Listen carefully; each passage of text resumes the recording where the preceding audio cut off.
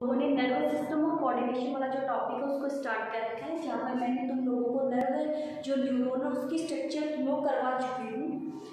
कल वाली क्लास में हमने न्यूरॉन की कंप्लीट बात कर ली थी। आज वाली जो हमारी क्लास होगी उसके अंदर बात करेंगे नर्व इम्पल्स।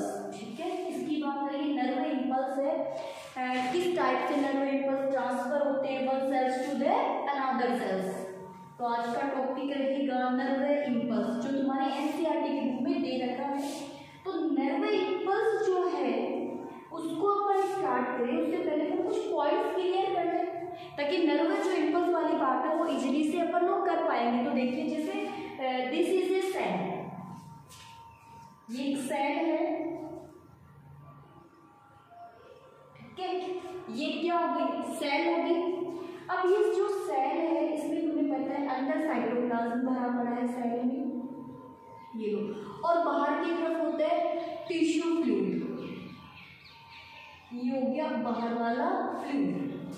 ये जो सेल है इसका ये वाला हिस्सा हो गया प्लाज्मा मेम्ब्रेन। ये वाला हिस्सा क्या हो गया? Plasma membrane. अब तुम लोग हमेशा याद रखना है इस बात को कि सेल के अंदर जो चार्ज है वो कम है, यानी कि यहाँ पर नेगेटिव चार्ज ज्यादा है। अभी अपन बात करेंगे कैसे। During a cell in the rest condition, जब एक सेल रेस्ट कंडीशन में है, जिसको अपन रेस्टिंग पोटेंशियल भी बोल सकते हैं, जब एक सेल रेस्ट कंडीशन में है उस सेल के जो साइटोप्लाज्म है वहाँ नेगेटिव चार्ज होता है और टिश्यू फ्लूइड के अंदर क्या है? Positive charge. यानी सीधी सीधी बात यह है कि यहाँ पर पॉजिटिव आयंस ज़्यादा है और यहाँ पर पॉजिटिव आयन कम है। इतनी सी बात क्लियर है कि साइटोप्लाज्म के अंदर पॉजिटिव आयंस कम है, concentration of the positive ion less in the cytoplasm comparing to the tissue fluid. समझ में आ गया? और कितनी कम है? देखो, यहाँ का पॉजिटिव चार्ज और यहाँ के पॉजिटिव चार्ज में -70 मिलीवोल्ट MV इतना है। यानी अंदर एक रेस्ट कंडीशन में सेल का जो चार्ज है अंदर वो कितना है? -70 मिलीवोल्ट है। मतलब यहाँ के पॉजिटिव चार्ज से यहाँ के पॉजिटिव चार्ज में इतना डिफरेंस है। क्योंकि देखो, हम जब नर्व इम्पल्स पढ़ेंगे ना तो वहाँ पे अपन को पोलराइज्ड नाम सुनने को मिलेगा, रेस्टिंग पोटेंशियल नाम सुनने को मिलेगा। अपन के लिए ये आयन अंदर आ गए, ये आयन बाहर चले गए।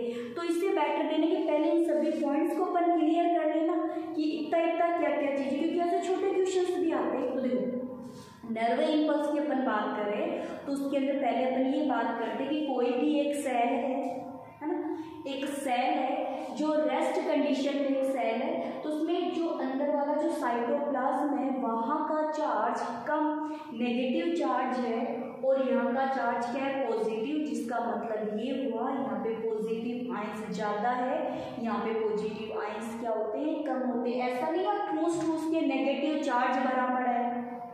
पॉजिटिव चार्ज तो यहाँ पर भी है, पॉजिटिव चार्ज यहाँ पर भी है, बाहर भी पॉजिटिव चार्ज है, अंदर भी पॉजिटिव चार्ज है। जैसे देखो, ये मान के चलो कोई एक ऑर्गन है ना, इस ऑर्गन में ये क्या पड़ी हुई है? सेल्स। ये सेल पड़ी हुई है, एक ग्रुप ऑफ सेल्स तुम लोग क्या बोलोगे? टिश्यू बोलोगे। यहाँ पर सेल के बीच में इंटरसेलुलर स्पेस है और इसमें ये फ्लूइड भरा हुआ रहता है। क्या भरा हुआ है? फ्लूइड भरा हुआ है। तो सेल, फिर ये सेल है, ये सेल की प्लाज्मा मेम्ब्रेन और सेल में भी क्या भरा पड़ा है? साइटोप्लाज्म भरा पड़ा है।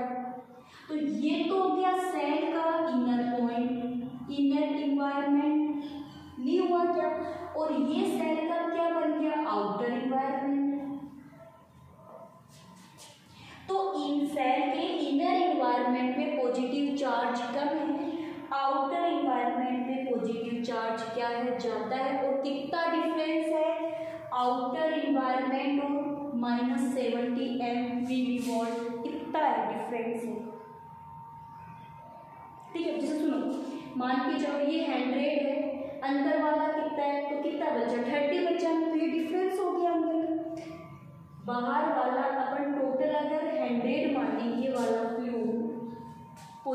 चार्ज के लिए। अंदर चार्ज कितना चल रहा है, -17 मिलीवोल्ट चल रहा है, तो कितना बचा, 30 मिलीवोल्ट बच गया। इस टाइप से डिफरेंस है जो अपन अपनी एनसीईआरटी बुक के अंदर लेके चलते हैं। एनसीईआरटी बुक में यही दे रखा है, इतनी बात है ना। फिर तुम्हारे वाले बुक में ये दे रखा है कि ये डिफरेंस का रीजन क्या है कि सेल के अंदर नेगेटिव चार्ज चल रहा है, सेल के बाहर पॉजिटिव चार्ज चल रहा है। जब एक सेल रेस्ट कंडीशन में, तो इसमें डिफरेंस क्या है, तो सुनो इसका डिफरेंस क्या है। मैं रीजन लिख दूँ, तुम्हारी जो एनसीईआरटी बुक में रीजन दे रखे वही रीजन बताओ, उनको समझने की कोशिश करना। देखो पहला रीजन देखो, 1 मिनट सुनो, ये हटाओ एक बार यहाँ से। पोलराइज्ड कंडीशन भी बोल सकते हो ना, रेस्ट कंडीशन बोल दो, पोलराइज्ड कंडीशन बोल दो। देखो आई hope this is visible.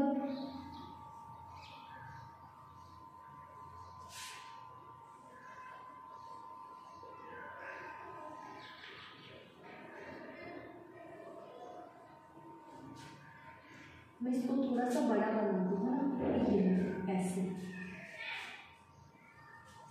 Axon ना,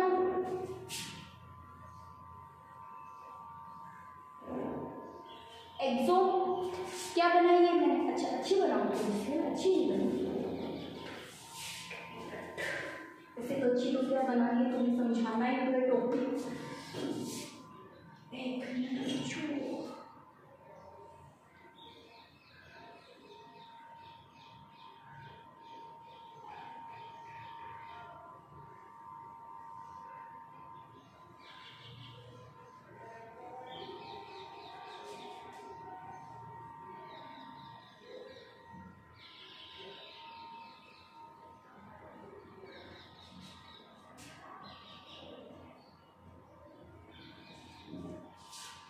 थोड़ा सा बड़ा बना दूँ ना ताकि आराम से समझ में आए। देखो ये एक्सोन बना दिया मैंने। अब सुनो, ये कल हमने बात की थी कि एक्सोन की जो मेम्ब्रेन है उसको आप क्या बोलोगे, एक्सोलेमा। क्या बोलोगे, एक्सोलेमा। इसमें ये साइटोप्लाज्म भरा हुआ है ना, तो ये एक्सोन का साइटोप्लाज्म हो गया। एक्सोन का क्या हो गया, साइटोप्लाज्म हो गया। तो एक्सोन के साइटोप्लाज्म को बोलते हैं एक्सोप्लाज्म। एक्सोप्लाज्म, जबकि है क्या, ये साइटोप्लाज्म ही है। When a cell is the rest condition या polarized conditions, then the more positive charge the outer membrane than to the inner membrane, है ना।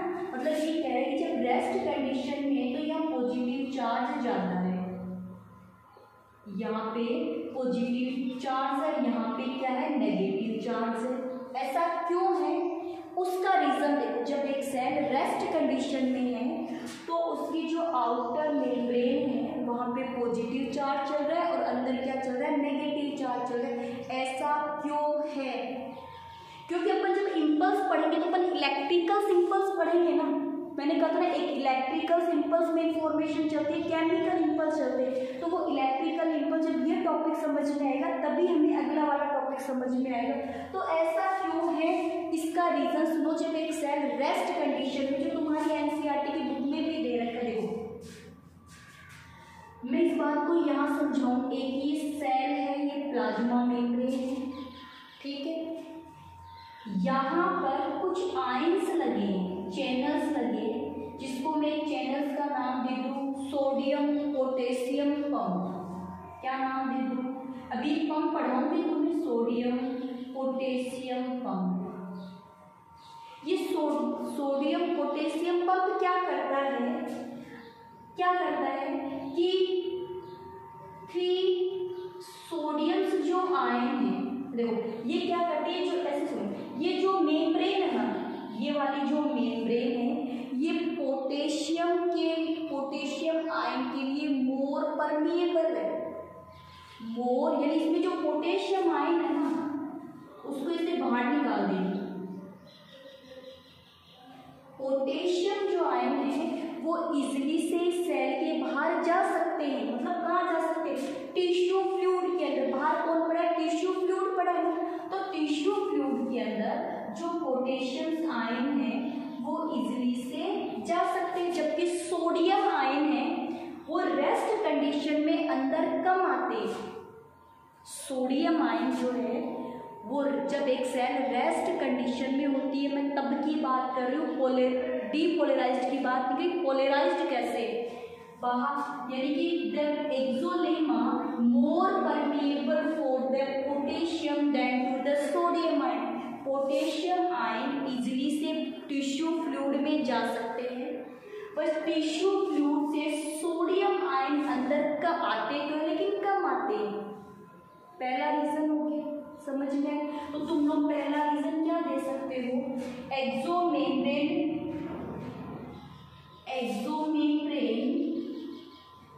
मोर, उधर लिखो ना, उधर लिखो, ताकि तुम्हें लिखना भी तो नहीं, लाइनें समझ में आनी चाहिए एनसीईआरटी वाली। एक्सोनल मेम्ब्रेन मोर permeable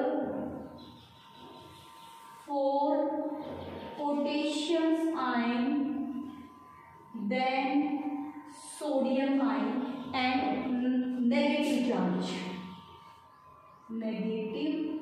जैसे क्लोरीन लिख दो, ये इतनी बात समझ में आ गई। मतलब सेल, ये जो मेम्ब्रेन है, पोटेशियम आयंस तो इजीली से बाहर जा पाते हैं, लेकिन जो सोडियम आयन है वो इजीली से नहीं आ पा रहे। तो बाहर की तरफ पॉजिटिव चार्ज बढ़ गया कि बाहर पहले ही सोडियम आयन पड़े थे, पोटेशियम आयन और चले गए, पोटेशियम आयन और चले गए पॉजिटिव चार्ज को लेकर के, तो अंदर वाला नेगेटिव चार्ज हुआ कि नहीं हुआ जब एक सेल रेस्ट कंडीशन में उस समय। पहला रीजन। दूसरा रीजन सुनो, इम्परमिएबल फॉर नेगेटिव चार्ज, ये हो गया ना, मैं यहां लिख दूं impermeable for negative charges protein. ठीक है, प्रेजेंट इन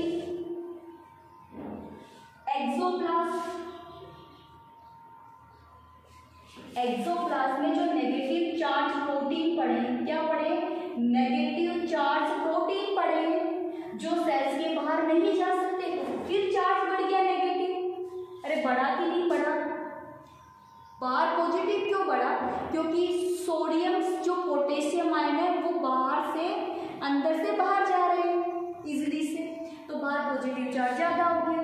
दूसरा क्या रीजन हो कि अंदर जो नेगेटिव प्रोटीन पड़े वो बाहर नहीं जा सकते, तो अंदर क्या बढ़ गया? एक तो पोटेशियम आयन कम हो गए, क्यों? सारे के सारे बाहर जा रहे हैं पोटेशियम आयन। दूसरी कहानी क्या हुई कि जो नेगेटिव चार्ज पड़ा वो बाहर नहीं जा सकता, तो अंदर नेगेटिव चार्ज हो गया। तीसरी क्या कहानी कि देखो तुम्हारे वाले बुक में क्या रहता है, वो तीसरी कहानी सुनना। तीसरी कहानी क्या कहती है? The axoplasm inside the axon contain higher concentration of potassium, negative charge protein and low concentration of the sodiums. क्या कह रहे हैं कि जो potassium, the axoplasm contain higher concentration of sodium ion and negative charge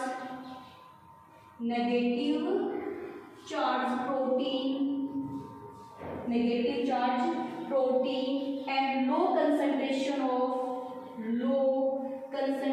of sodium ion। तीन reason सुनो, बाहर positive charge है, अंदर नेगेटिव चार्ज है। एनसीईआरटी तीन रीजन दे रही हो, तीन रीजन सुनो। पहला रीजन क्या है? पोटेशियम आयन बाहर जा सकते हैं, सोडियम आयन बहुत ही कम अंदर आते हैं। दूसरा रीजन, अंदर के जो नेगेटिव चार्ज प्रोटीन है वो बाहर नहीं जा सकते, अंदर के जो नेगेटिव चार्ज प्रोटीन है बाहर नहीं जा सकते, तो अंदर नेगेटिव चार्ज ज़्यादा हो गया। तीसरी बात, ये जो साइटोप्लाज्म होगा, ये जो साइटोप्लाज्म है ये क्या करता है कि यहाँ पर पोटेशियम आयन ज़्यादा है, नेगेटिव चार्ज ज़्यादा है, सोडियम आयन कम है। अंदर सोडियम आयन कम है, ये मान के चलो अंदर अगर बाहर 3 सोडियम आयन है तो अंदर 2 ही पोटेशियम है ना। इतनी बात है। ये 3 रीजंस दे रखे तुम्हारी वाली बुक के अंदर क्या समझाने के लिए कि जब एक सेल रेस्ट कंडीशन में है, पोलराइज्ड कंडीशन में है, तो मेम्ब्रेन के जो बाहर पॉजिटिव चार्ज होता है और मेम्ब्रेन के अंदर नेगेटिव चार्ज होता है। कितना नेगेटिव चार्ज है? -17 MV नेगेटिव चार्ज है। कोई दिक्कत है क्या कि एक सेल जब रेस्ट कंडीशन में होगी तो इसके 3 रीजन होते हैं, ये पोलराइज्ड। और पोलराइज्ड कंडीशन तुम लोग किसे कहोगे? Outer side of the membrane is the positive charge, inner side of the membrane is the negative charge. और ये चार्ज भी केवल मेम्ब्रेन के पास पास ही है या अंदर नहीं है ये चार्ज, ये बात भी ध्यान रखना। Nearest to the membrane, this charge is the nearest to the membrane. I hope this is clear. NCERT में जो बात है कि तुम्हें क्लियर हो गई होगी। फिर देखो तुम एक बात बताओ, हमें एक और पॉइंट चाहिएगा नर्व इम्पल्स को समझने के लिए, ठीक है। नर्व इम्पल्स को समझने के हमें चाहिए types of channel, types of channel,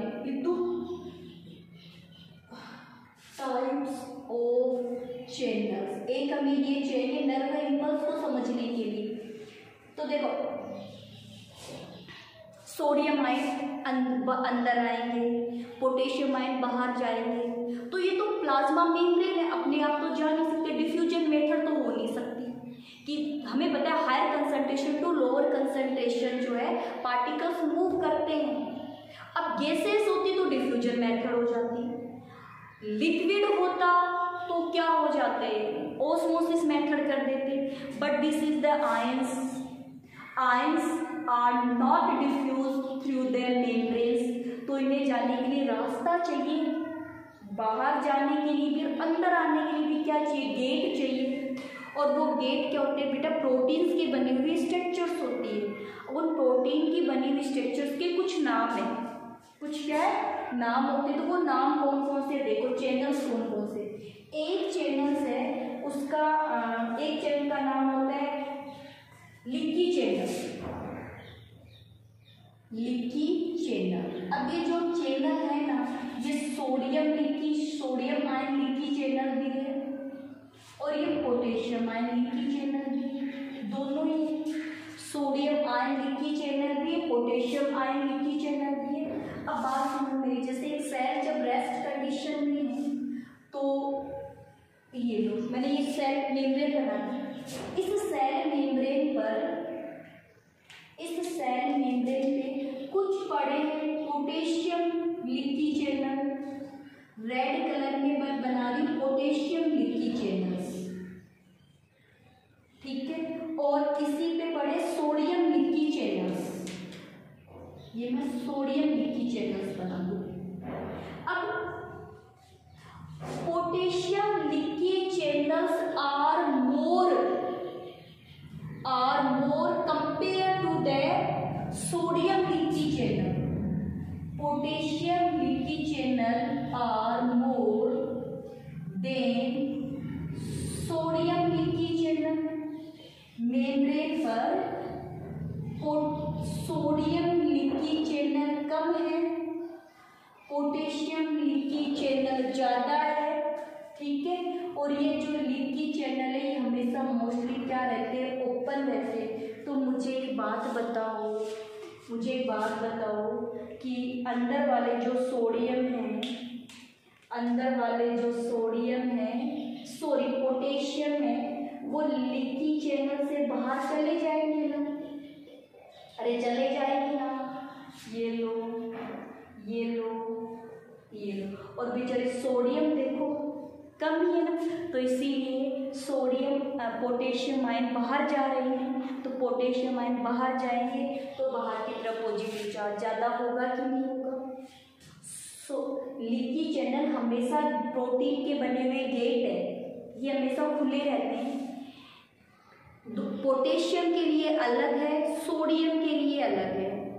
potassium वाले संख्या में ज़्यादा है, सोडियम वाले संख्या में कम है, इसीलिए सोडियम जो है वो मोर परमिएबल हो गया कंपेयर टू दैट। ये बात समझ में आ गई कि ऐसा क्यों हुआ? ठीक है, मैंने सोडियम मोर परमिएबल है compare to the sodium potassium more permeable है कंपेरिजन टू द सोडियम।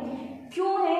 ये इस लीकी चैनल की वजह से यहाँ पे प्रोटीन की बनी हुई स्ट्रक्चर प्रेजेंट है, तो पोटेशियम वाली ज्यादा है तो पोटेशियम ज्यादा परमिएबल हो जाएंगे। पहला लीकी चैनल, ये खुले रहते हैं ना, ये लीकी चैनल क्या रहते हैं? ओपन रहते हैं। अगला है वोल्टेज गेटेड चैनल।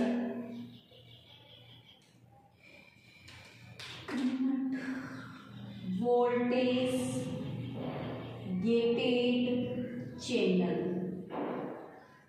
अगला क्या है? वोल्टेज गेटेड चैनल, मतलब वोल्टेज में ऐसे चैनल, सोडियम वोल्टेज चैनल भी है और पोटेशियम वोल्टेज भी है, सोडियम भी है और पोटेशियम भी है, और मोस्टली ये क्या रहते हैं? क्लोज्ड रहते हैं। मोस्टली क्या है? क्लोज्ड। ये कब खुलेंगे? जब दोनों मेम्ब्रेन के बीच में वोल्टेज डिफरेंस हो जाएगा। जब दोनों मेम्ब्रेन के बीच में वोल्टेज डिफरेंस हो जाएगा तब ये खुल जाएंगे। फिर जब ये खुल जाएंगे तो सोचो, अगर अंदर सोडियम की कमी चल रही है तो अंदर सोडियम आ जाएगा, बाहर पोटेशियम की कमी चल रही है तो बाहर कौन चला जाएगा? पोटेशियम चला जाएगा। जैसे मानो यहाँ का चार्ज है इतना, रेस्ट कंडीशन है ना, अगर यहाँ का चार्ज -60 MV हो गया तो यहाँ पर लगे ये वोल्टेज चैनल खुल जाएंगे, यहाँ पे लगे वोल्टेज चैनल खुल जाएंगे, और वोल्टेज चैनल के खुलने से फिर आयन का क्या हो जाएगा? एक्सपोर्ट हो जाएगा। तो ये चैनल ऐसे तो बंद रहते हैं, ये लीकी चैनल खुले रहते हैं, रेस्ट कंडीशन में भी खुले रहेंगे ये लीकी चैनल। इसीलिए तो रेस्ट कंडीशन में बाहर की तरफ पॉजिटिव जाता है, क्योंकि पोटेशियम मोर परमिएबल है इसीलिए। तो ये कब खुलेंगे? जब वोल्टेज में डिफरेंस आएगा तब खुलेंगे। तुम्हें एक बार तो इतनी बात ध्यान में रखनी है, क्योंकि जब अपन इंपल्स ट्रांसमिशन करेंगे तब तुम्हें बात समझ में आ जाएगी ये वोल्टेज कब खुले हैं। दूसरा mechanical gated, channel. Mechanical gated भी सोडियम वाले भी और पोटेशियम वाले भी है, दोनों ये मैकेनिकल। अब ये कब खुलेंगे?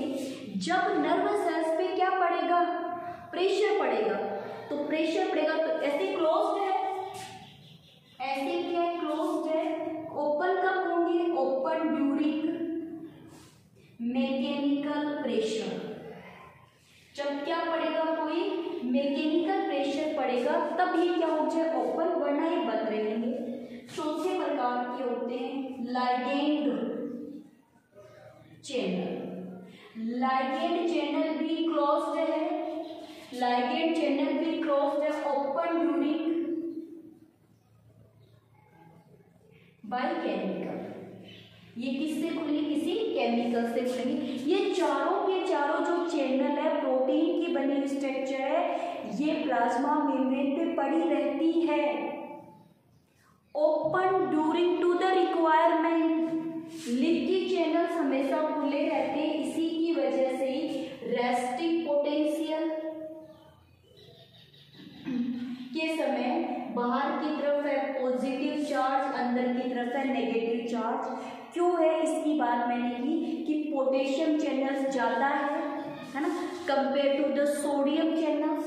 तो पोटेशियम साइटोप्लाज्म से निकल करके सेल के बाहर चलेंगे, इसीलिए मैकेनिकल, लिगेंड और वोल्टेज ये बंद रहते हैं। ये जो वोल्टेज चेंज होगा तब होंगे, ये मैकेनिकल से होंगे और ये लाइगेंड होंगे। तो चारों के चारों नाम लिख लो, क्योंकि जब मैं नर्व इम्पल्स पढ़ाऊंगी तो ये हमें ये मैं नाम बोलूंगी वहां पे, तब तुम्हें कंफ्यूज नहीं होना चाहिए कि क्या हो रहा है। नोट डाउन कर लो। चले अब आगे चलो, ये हटा दो यहाँ से पूरी चीज। देखो, एक सेल जब रेस्ट कंडीशन में है,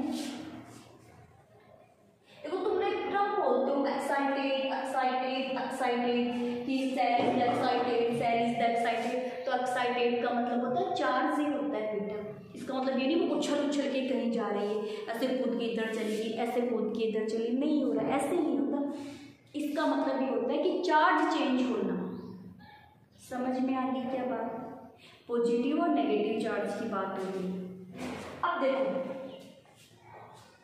हमारी सभी सेल्स रेस्ट कंडीशन में ही होती है। हमारी सभी सेल्स किस कंडीशन में होती है बच्चों? रेस्ट कंडीशन में होती है, पोलराइज स्टेज में होती है।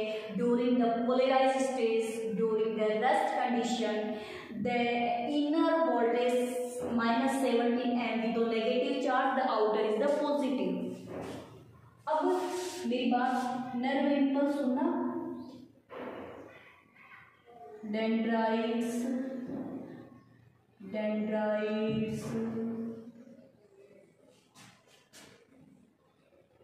कैसे भी बना लो डेंड्राइट्स, कौन पूछता है? अपन को तो टॉपिक समझना है ना, अपन को तो क्या समझना है? टॉपिक्स समझना है। देखो देखो ब्रांच सुनो, साइटोप्लाज्म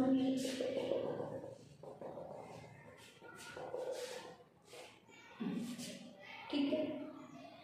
अब सुनो, तुम मेरी बात बताओ, अभी अभी मैंने ये कहा था कि अंदर कितना चार्ज है? -17 M चार्ज। जब एक सेल रेस्ट कंडीशन में उस समय कितना चार्ज है? इस चार्ज को तुम लोग बोलोगे resting potential charge. Resting potential charge कितना होता है? -70 मिलीवोल्ट होता है।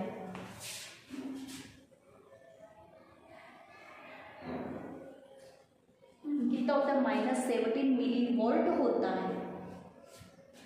अब देखो यहाँ पर ये जो डेंड्राइट्स है ना, यहाँ पर चैनल पड़े हैं मैकेनिकल।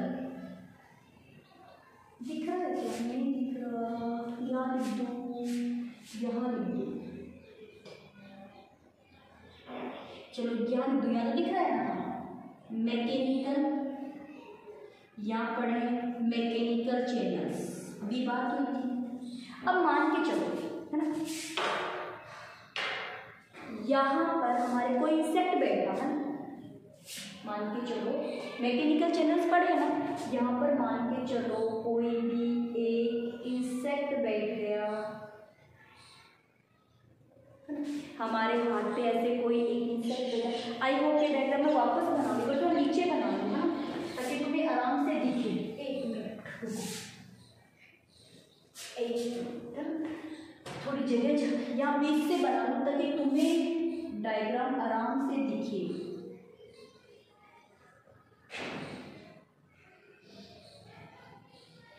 ठीक है बच्चों, जैसा बन रहा है वैसा देख लो। ये थोड़ा सा बढ़ा, आई hope this is visible. Yes, this is visible. Branch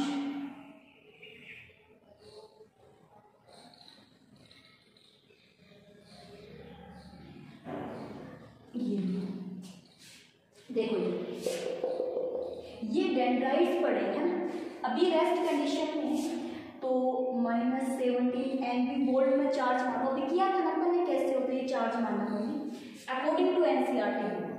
यहाँ पर कोई भी इंसेक्ट है, सिट हुआ है ना, यहाँ पे कोई भी इंसेक्ट है ना, मान चलो वो सिट हुआ है यहाँ पे, तो यहाँ पे जैसे इंसेक्ट बैठा तो यहाँ पर जो मैकेनिकल जो चैनल्स पड़े उनके ऊपर प्रेशर लगा, मैकेनिकल से जो मैकेनिकल उनके ऊपर क्या पड़ा? प्रेशर लगा। और प्रेशर लगते क्योंकि तुम्हें पता है ये बाहर वाला हिस्सा है सेल का, ये सेल का बाहर वाला हिस्सा है। हाँ, अभी थोड़ी देर पहले तो किया था ना अपन ऐसे किया था ना, ये सेल्स, तो यहाँ पर सोडियम आयन ज्यादा है, बाहर का जो फ्लूइड है उसमें कौन से आयन ज्यादा है? सोडियम आयन ज्यादा है। तो देखो जैसे नर्व इम्पल्स कैसे चलेंगे? जैसे ही कोई प्रेशर पड़ा और डेंड्राइट्स के प्रेशर पड़ने से जो मैकेनिकल चैनल है वो खुल गए और मैकेनिकल चैनल के खुलते ही सोडियम आयन अंदर आ गए। कितने आयन? सोडियम आयन क्या आ गए? अंदर आ गए। सोडियम आयन के अंदर आने से, है ना, सोडियम आयन अंदर आ गए। तो सोडियम आयन के अंदर आने से अंदर वाला जो चार्ज है वो धीरे धीरे क्या होने लगा? चेंज होने लगा। जैसे यहाँ ग्राफ देखो, यहाँ ग्राफ देखो, यहाँ पर -70 एंगल लिखा है, इससे ऊपर -60, -50, -40 ऐसे ऐसे करते, है ना, +10, +20, +30 ऐसे चला जाएगा ना चार्ज। तो सुनो, यहाँ पर -70 मिली वोल्ट है। तो पहले ये कंडीशन है जिसको अपन बोलते हैं रेस्टिंग पोटेंशियल। मेकिंग डेंड्राइट्स को इन्फॉर्मेशन मिली, तो मैकेनिकल चैनल्स खुल गए और मैकेनिकल चैनल्स के खुलने से सोडियम आयन अंदर आ गए, एंटर कर गए। क्योंकि मैकेनिकल चैनल के लिए सोडियम आयन ही ज़्यादा परमेबल करेंगे पोटेशियम के कंपेरिजन में। तो मोर सोडियम आयन का फटाफट अंदर आ रहा है, जिससे यहाँ का जो चार्ज था, क्योंकि यहाँ को धीरे धीरे पॉजिटिविटी बढ़ने लगी ना, तो पॉजिटिविटी एक साथ तो बढ़ेगी नहीं, ऐसे तो है नहीं कि डायरेक्ट यहाँ का पॉजिटिव चार्ज हो गया। तो यहाँ माइनस से कितना पहुंचा? -60 पहुंचा, पॉजिटिव की तरफ चल रहा है ना। पहले -70 था, अब पॉजिटिव धीरे धीरे कम हो रहा है, तो -60 पे पहुंच गया। क्या पहुंचा? -60। इसको बोलते हैं थ्रेशोल्ड पोटेशियम वॉल्यूम। -60 क्या हो गया? Threshold potassium. अब यहाँ का जैसे -60 हुआ तो वोल्टेज चेंज हुए कि नहीं हुए, ये बताओ। अरे वोल्टेज चेंज हुए ना। जैसे यहाँ का -60 हुआ, पहले देखो यहाँ का -70 था, लेकिन इंफॉर्मेशन आने से मैकेनिकल चैनल खुल गए। जो डेंड्राइट्स पे पड़े हुए हैं मैकेनिकल चैनल, उनके ऐसे चैनल सभी पे पड़े हुए, लेकिन मैकेनिकल ज़्यादा काम यहाँ करेंगे। तो सोडियम आयंस अंदर आके, क्योंकि मैकेनिकल जो चैनल है वो सोडियम के लिए ज़्यादा काम करते हैं पोटेशियम के कंपेरिजन में।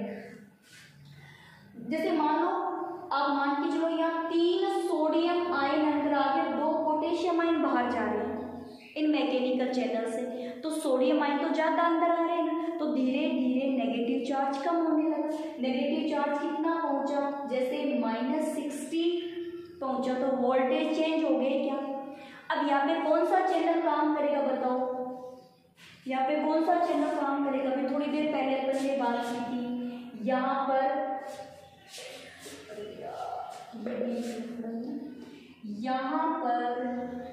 यहाँ पर चैनल्स पड़े हैं,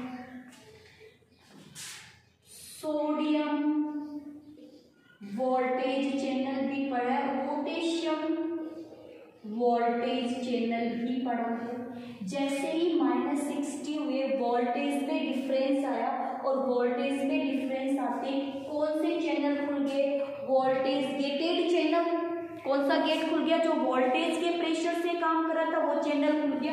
अब सुनो, इसमें से थोड़ा सा ये कि ये ना ये ज्यादा एक्टिव है, इसको जैसे थोड़ा सा भी डिफरेंस मिला ना कि वोल्टेज चेंज हो, तुरंत ओपन हो जाता है, टाइम नहीं लगाता। इससे बहुत सारे सोडियम आयन अंदर आ गए, फटाफट अंदर कौन एंटर कर गए? सोडियम आयन, बहुत सारे सोडियम आयन अंदर आ गए। जब तक ये एक्टिव होगा तब तक तो अंदर भंडार हो जाएगा सोडियम आयन का, और जब ये खुलेंगे तो ये पोटेशियम आयन को बाहर लेके जाएंगे, लेकिन उससे पहले सोडियम आयन अंदर आ गए। तो सोचो, यहाँ से ये 50, 40 देखो पहुँचते पहुँचते कहाँ पहुँच गया? +30 पे पहुँच गया। जब वोल्टेज -70 से कहाँ पहुँच गया? +30 पहुँच गया। तब जाके पोटेशियम आयन खुलेंगे और फिर पोटेशियम आयन बाहर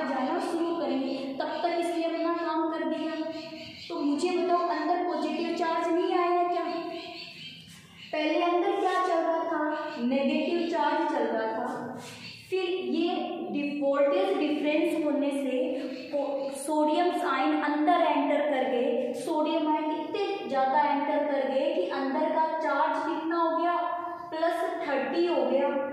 अब अंदर क्या हो गया, पॉजिटिव चार्ज और बाहर क्या हो गया, नेगेटिव चार्ज। अब बाहर नेगेटिव क्यों हुआ कि बाहर सोडियम आयन कम हो गए, बाहर सोडियम आयन क्या हो गए, कम हो गए, अंदर सोडियम आयन ज्यादा हो गए। तो अंदर सोडियम आयन के ज्यादा होने से अंदर कौन सा चार्ज हो गया, पॉजिटिव चार्ज, और बाहर कौन सा हो गया, नेगेटिव चार्ज। ऐसे अगर ये चार्ज चेंज हो गए ना तो इसको अपन बोलते डीपोलराइज्ड कंडीशंस। जब बाहर पॉजिटिव चार्ज होगा, जब बाहर पॉजिटिव चार्ज है, अंदर नेगेटिव चार्ज है, तब तो ये है पोलराइज्ड। कौन सी कंडीशन है, पोलराइज्ड कंडीशन है ना। ये कंडीशन सभी सेल्स में होती है, रेस्टिंग कंडीशन है। लेकिन मान के चलो न्यूरॉन को कोई इंफॉर्मेशन मिली, वो डेंड्राइट्स के पास आई, डेंड्राइट्स से मैकेनिकल खुल के तो बाहर पड़े हुए जो सोडियम आयन है वो कहाँ आने लगे, अंदर आने लगे। तो सोडियम आयन के अंदर आने की वजह से धीरे धीरे नेगेटिव चार्ज कम होने लगा, वो पॉजिटिव की तरफ बढ़ने लगा। कितना, -60 -50 है ना, इतना इतना चेंज हुआ। जैसे ही -60 हुआ, -60 को अपन थ्रेशोल्ड बोलते, यानी वो मिनिमम चार्ज जो वोल्टेज चेंज करेगा। The minimum charge to require the open of voltage gated channel, the minimum charge to require the open of voltage gated channel. अब जैसे ही यहाँ के साइटोप्लाज्म का -60 एवरेज वोल्टेज हुआ तो वोल्टेज चेंज हो गए। वोल्टेज के चेंज होने पे यहाँ पे जो प्रेजेंट है sodium voltage channels, potassium voltage channels open हो गए। क्यों, वैसे तो बंद पड़े, वो कब ओपन होंगे, जब चार्ज चेंज होगा तभी ओपन होंगे वो। तो अब ये जो पोटेशियम वाले, ये जो सोडियम वाले जो है ये जल्दी ही ओपन हो जाते हैं, इसलिए फटाफट सोडियम आयन कहाँ आ गए, अंदर आ गए। सोडियम आयन इतने अंदर आ गए है ना कि पोटेशियम को पता ही नहीं चला कि हो क्या गया। जब पोटेशियम को पता चलेगा तो अंदर की कहानी तो चेंज हो चुकी होगी कि अंदर क्या हुआ पता भी नहीं चला। तब इसकी नींद खुली, अरे ये क्या हो गया, तब ये बेचारा बाहर जाना शुरू करेगा। ये इतने सोडियम आयन आ गए कि अंदर का चार्ज जो था वो पहले इतना था, फिर इतना हुआ, कहाँ आके रुक गया, 30 पे आके रुक गया। तो अंदर वाला चार्ज क्या हो गया, पॉजिटिव, और बाहर वाला चार्ज क्या हो गया, नेगेटिव। इसको अपन बोलते हैं डीपोलराइज्ड कंडीशन। पोलराइज्ड और डीपोलराइज्ड की बात समझ में आ गई क्या तुम्हें? यहाँ पर देखो -60 इसको बोलते हैं रेस्टिंग पोटेशियम, इसको क्या बोलते हैं, थ्रेशोल्ड पोटेशियम, और +30 को बोलते हैं एक्शन पोटेशियम। एक्शन पोटेंशियल मतलब सेल अब काम करना शुरू कर चुकी है, एक्साइटेड फॉर्म में आ गई। तो यही तो है एक्साइटेड फॉर्म। सभी सेल्स रेस्ट कंडीशन में हैं, तब अंदर का चार्ज होता है -17 मिलीवोल्ट।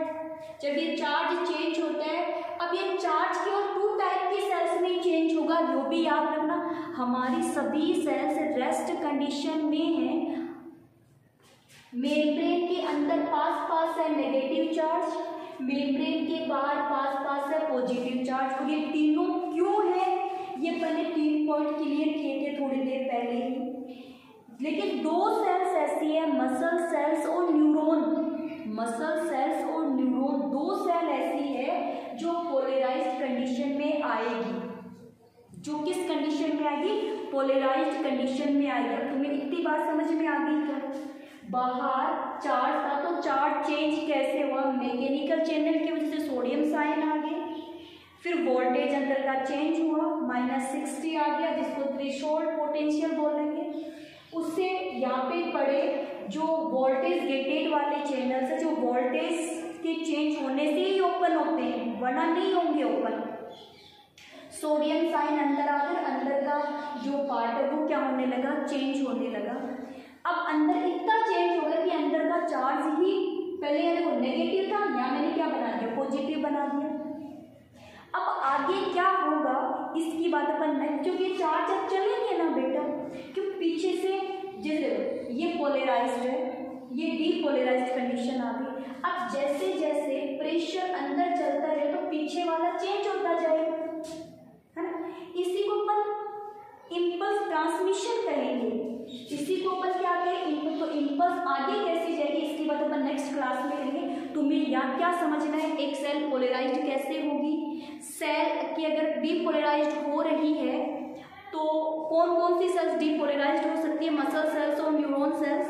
तीसरी कंडीशन तुमने सुनी कि चैनल्स कौन कौन से होते हैं, 2 चैनल्स की बात तुम्हें समझ में आ गई, मैकेनिकल चैनल कैसे काम करता है और वोल्टेज गेटेड चैनल कैसे काम करता है। आगे वाले चैनल की बात अपन नेक्स्ट क्लास में करेंगे, आगे वाली प्रोसेस भी अपन नेक्स्ट क्लास में करेंगे। तो इतनी क्लास देख लियो और हर एक पॉइंट को समझ लियो। ओके, आज की क्लास इतनी थी।